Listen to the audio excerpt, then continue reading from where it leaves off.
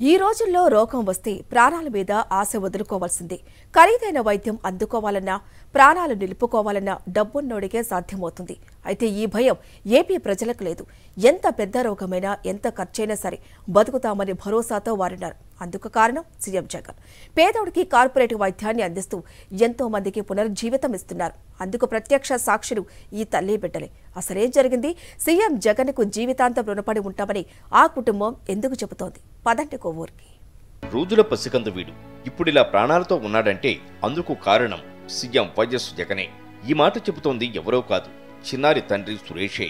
ఈ ఆరోగ్యశ్రీ ఉండడం వల్ల నా కుటుంబం ఈరోజు బతికిందని ఆ రాజశేఖర రెడ్డి గారు, ఆ జగన్మోహన్ రెడ్డి గారి దయ వల్ల ఈరోజు మా కుటుంబం సంతోషంగా ఉన్నామండి. లేకపోతే మేము బడుగు బలహీన వాళ్ళు చిన్నవాళ్ళమండి. ఈ చిన్నవాళ్ళకి నిజంగా అటువంటి ఆశలు లేకపోతే మా బతుకులు ఏమైపోతుంది నాకు అర్థం అవ్వలేదండి అసలు.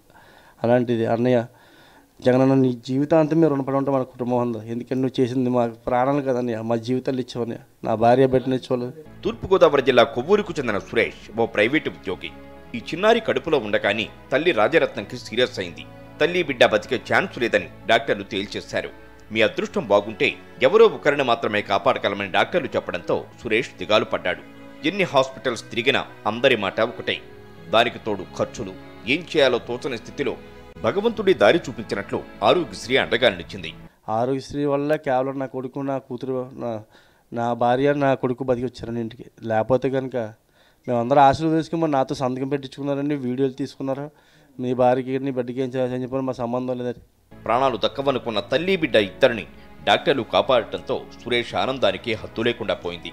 ఈలోపే పసికందుకు కిడ్నీ ఇన్ఫెక్షన్ సోకి సీరియస్ అయింది. బిడ్డ ప్రాణాలు దక్కాలంటే 3 లక్షల వరకు ఖర్చవుతుందని చెప్పడంతో డీలా పడ్డాడు.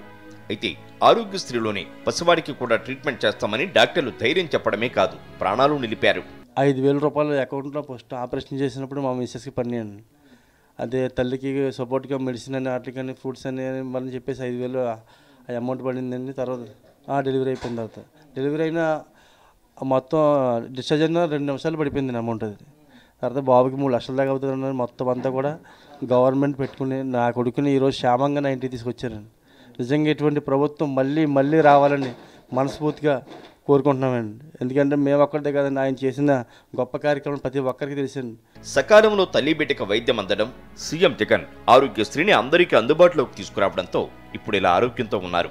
స్థానిక వైఎస్ఆర్సీపీ నేతలతో పాటు మంత్రి తానేటి వనిత అందించిన సహకారం కూడా మర్చిపోలేమంటోంది సురేష్ కుటుంబం.